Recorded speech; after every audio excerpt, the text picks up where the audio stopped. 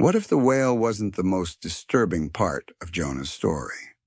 What if the real horror, the thing the Sunday school version always leaves out, was what Jonah already knew before he ever stepped on that ship? Because when you understand what Jonah understood, the whole story changes. It stops being a fish story. It becomes something much harder, a story about mercy you don't want to give, and a God who gives it anyway. Let's go back to 780 BC. The kingdom of Israel was prosperous.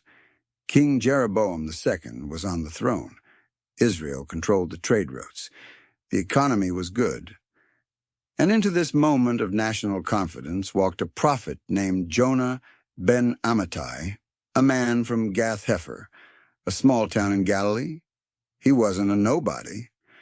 2 Kings chapter 14 records that Jonah had already delivered a prophecy that came true. He told Jeroboam that Israel would expand its borders, and it did. He had a track record.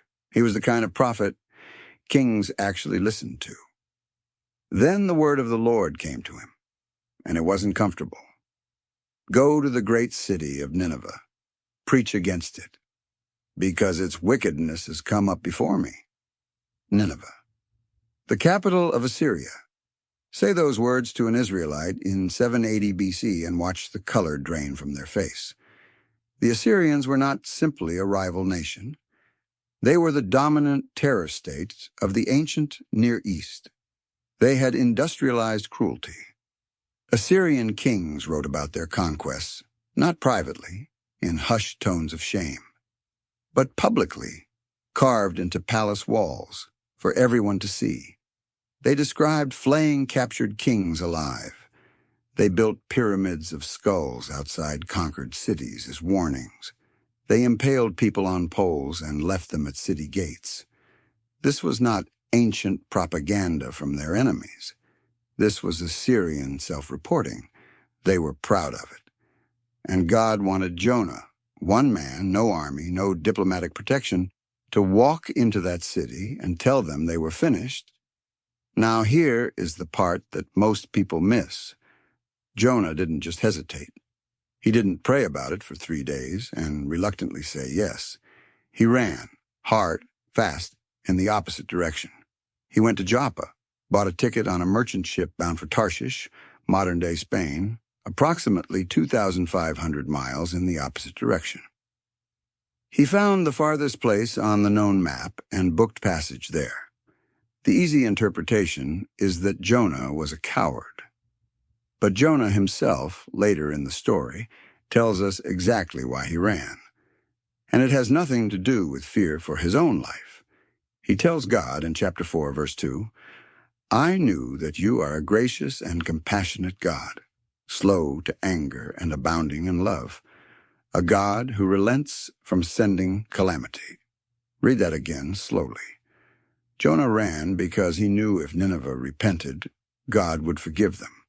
And Jonah did not want Nineveh forgiven. He wanted them destroyed. He was not a coward. He was a nationalist. He was a patriot who had watched the Assyrian Empire terrorize Israel's neighbors for generations. He had seen what they did to the people of the region. And when God gave him a mission that could potentially save the very nation that had been brutalizing everyone around him, he refused. He didn't just disobey God.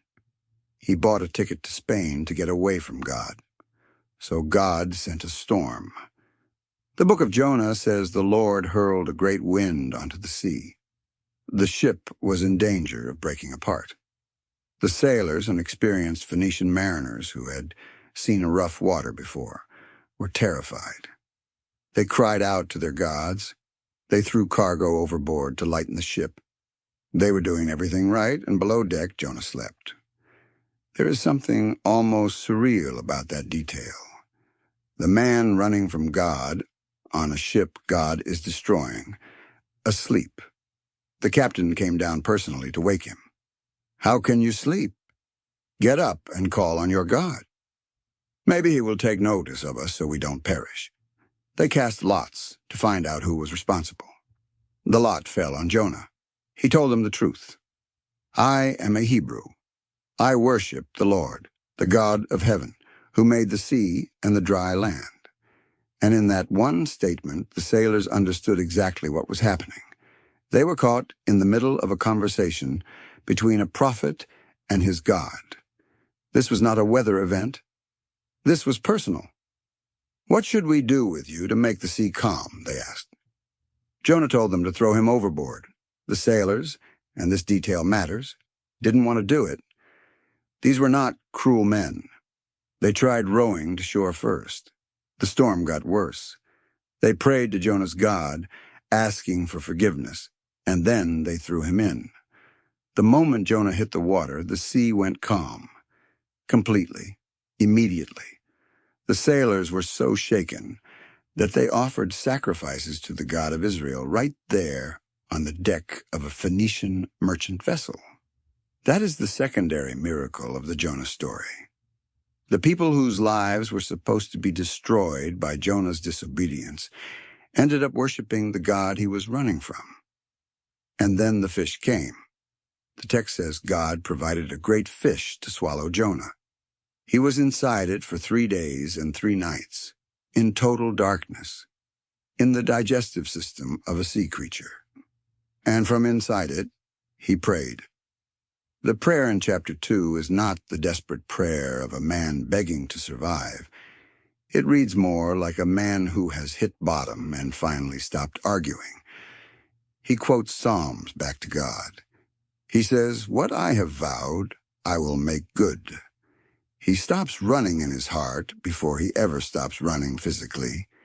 At the end of 3 days, God commanded the fish, and it vomited Jonah onto dry land. Then God spoke to Jonah a second time. Same message, same city, no renegotiation. This time Jonah went.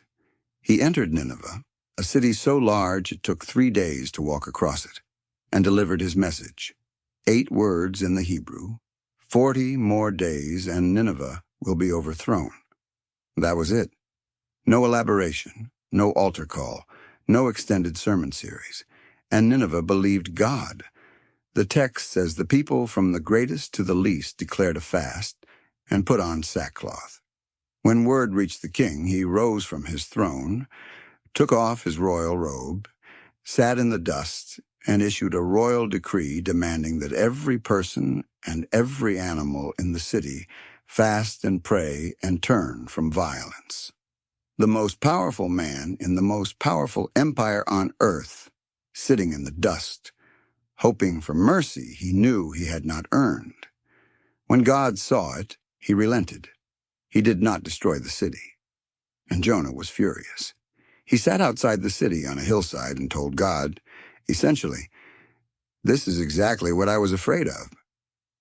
You forgave them. I knew you would. That's why I ran. I knew that you are a gracious and compassionate God, slow to anger and abounding in love." God gave him a plant to shade him in the heat.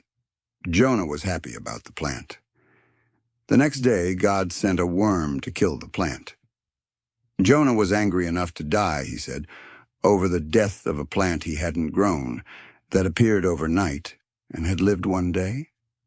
And God asked him, "Is it right for you to be angry about the plant? Then, you have been concerned about this plant, though you did not tend it or make it grow. And should I not have concern for the great city of Nineveh, in which there are more than 120,000 people who cannot tell their right hand from their left?" The book ends there. No resolution, no record of Jonah's response, just the question hanging in the air. Because the question was never really for Jonah. It was for Israel. It was for anyone who has ever decided that some people are too far gone for mercy, too violent, too different, too much. Jonah did not want Nineveh saved because he knew what they had done. God saved them anyway. That is the real reason Jonah ran, not because the mission was dangerous, because he suspected it would succeed. Please like, share, and subscribe if you found this video informative.